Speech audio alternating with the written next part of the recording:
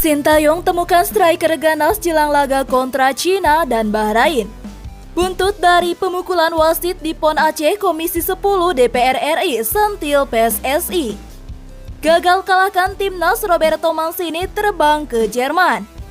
Komentar mengejutkan Sintayong setelah Rafael Struijk resmi gabung ke klub Liga Australia. Media Vietnam sebut Rafael Struijk gabung klub terlemah.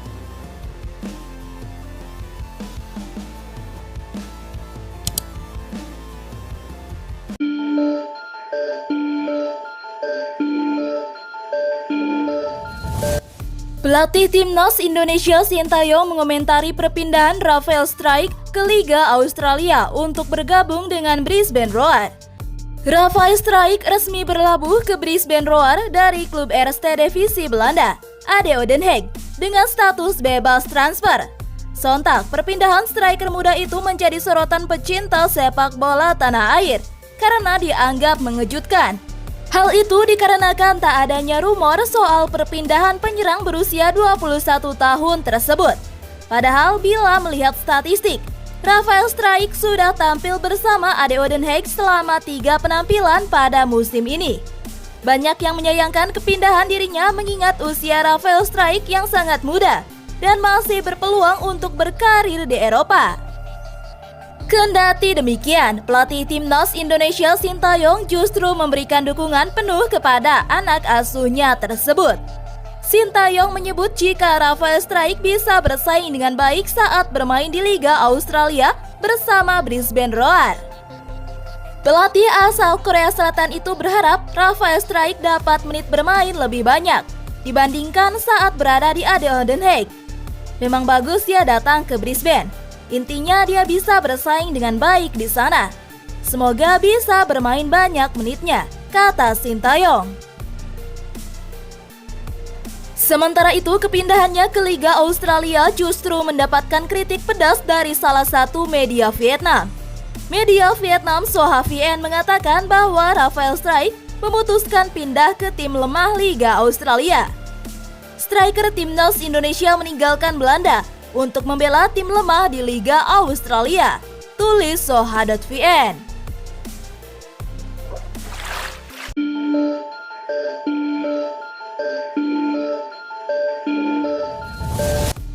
Usai gagal kalahkan timnas Indonesia, Roberto Mancini langsung kursus di Jerman. Agenda FIFA Matchday bulan September termasuk kualifikasi Piala Dunia 2026 zona Asia sementara berakhir. 2 dari total 10 pertandingan babak ketiga telah dijalani seluruh negara di benua Asia, termasuk timnas Indonesia. Kini seluruh pemain telah kembali ke klub masing-masing untuk menjalani kompetisi di masing-masing liga yang dijalani. Salah satunya pelatih Arab Saudi Roberto Mancini yang mengikuti konferensi pelatih dan direktur teknik timnas pria UEFA ke-14 di Jerman. Komisi 10 DPR RI mendesak adanya investigasi khusus terkait insiden pemukulan wasit yang terjadi dalam pertandingan sepak bola putra antara Aceh dan Sulawesi Tengah di ajang Pekan Olahraga Nasional PON Aceh Sumatera Utara 2024. Insiden tersebut menjadi sorotan setelah wasit yang memimpin laga itu dipukul oleh pemain Sulawesi Tengah, Muhammad Rizky, akibat keputusan yang dinilai kontroversial. Ketua Komisi 10 DPR RI, Syaiful Huda, dengan tegas meminta agar Persatuan Sepak Bola Seluruh Indonesia (PSSI) serta para pemangku kepentingan segera melakukan investigasi mendalam atas insiden tersebut. Menurut Huda, kejadian ini bukan hanya tentang aksi kekerasan di lapangan, tetapi juga perlu ditelusuri lebih jauh mengenai kualitas kepemimpinan wasit dalam pertandingan tersebut. Kami mendesak ada investigasi khusus terkait insiden pemukulan wasit dalam pertandingan sepak bola yang mempertemukan kesebelasan NAD, Nangru Aceh Darussalam, dan Sulteng, kata Huda dikutip dari Antara pada hari Senin 16 September 2024.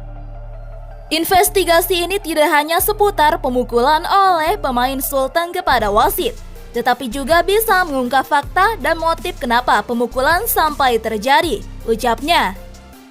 Huda menekankan bahwa insiden ini merupakan cerminan dari masalah mendasar dalam ekosistem sepak bola Indonesia. Menurutnya hingga saat ini belum ada perbaikan signifikan dalam hal kualitas kompetisi, baik dari segi pemain maupun perangkat pertandingan, termasuk wasit. Investigasi mendalam diharapkan bisa mengungkap faktor-faktor yang memicu aksi pemukulan terhadap wasit tersebut. Dalam kesempatan berbeda, Ketua Panitia Pengawas dan Pengarah Panwasra PON 2024 Suwarno menegaskan bahwa evaluasi terhadap kinerja wasit akan dilakukan oleh PSSI.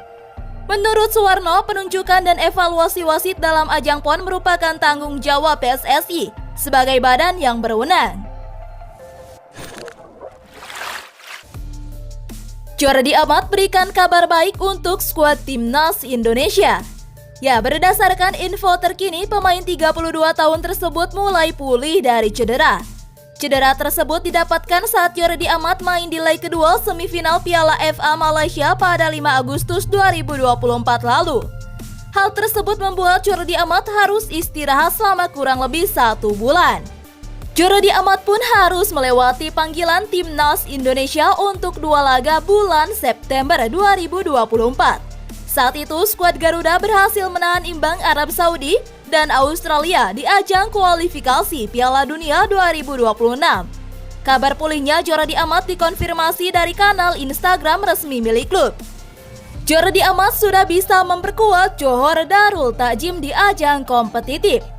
Pemain belakang Timnas Indonesia tersebut juga ikut dalam rombongan Johor Darul Ta'zim ke Cina untuk melakoni pertandingan perdana Liga Champion Asia Elite Zona Timur. Pada laga tersebut, Johor Darul Ta'zim bakal bertarung menghadapi Shanghai Port. Laga tersebut baru digelar pada hari Rabu 18 September 2024 di Stadion Pudong Football Shanghai. Penggawa klub elit Malaysia tersebut bertolak ke Shanghai pada hari Senin 16 September 2024. Jordi Amat pun memberikan pernyataan di kanal Instagram resmi milik klub. Sekarang pukul 09.00 dan kami sudah di bandar udara, ujar Jordi Amat. Meski mulai pulih, Jordi Amat masih belum mendapatkan kesempatan tampil. Pelatih JDT Hector Bidoglio masih belum memainkannya kala JDT menghadapi Penang FC pada tanggal 12 September 2024. Shin Tae-yong menemukan penyerang ganas yang siap dimainkan saat Timnas Indonesia melawan Bahrain dan Cina di kualifikasi Piala Dunia 2026 Zona Asia. Penyerang ganas yang dimaksud adalah bumper Persis Solo, Ramadhan Sananta. Ya, Ramadhan Sananta bisa dibilang bukan penyerang yang masuk kriteria pemain idaman Shin Tae-yong. Shin Tae-yong lebih memilih mengandalkan penyerang mobile seperti Rafael Strijk dan Ragnar Oratmangun ketimbang penyerang bertipe bumper seperti Ramadhan Sananta. Terbukti dari 10 caps Ramadhan Sananta bersama Timnas Indonesia Senior, tak sekalipun penyerang 22 tahun itu dimainkan sebagai starter. Uniknya, meski selalu bangkit dari bangku cadangan, Ramadhan Sananta sanggup mencetak 5 gol. Terbaru, ex-penyerang PSM Makassar ini juga dicueki Shin Tae-yong saat Timnas Indonesia menghadapi Arab Saudi dan juga Australia. Meski dipanggil ke dalam 26 pemain, Ramadhan Sananta gagal masuk 23 personel yang dibawa ke pertandingan. Setelah itu, Ramadhan Sananta langsung turun membela Persis Solo saat menjamu Madura United di pekan kelima Liga 1 2024-2025 pada Jumat 13 September 2024. Bermain di awal babak kedua, Ramadhan Sananta langsung mencetak gol. Gol yang dicetak Ramadhan Sananta masuk kategori luar biasa. Melepaskan sepakan first time, tembakan Ramadhan Sananta membuat kiper Madura United tidak bengong. Berhubung Rafael Strijk belum kunjung membuka keran gol bagi Timnas Indonesia Senior, tak ada salahnya bagi Shin Tae-yong untuk menjajal Ramadhan Sananta saat bersua Bahrain 10 Oktober 2024 dan Cina 15 Oktober 2024. Dalam pola 3-4-3 racikan Shin Tae-yong, Ramadhan Sananta dapat membentuk trio tajam bersama Ragnar Oratmangun dan Eliando Reinders.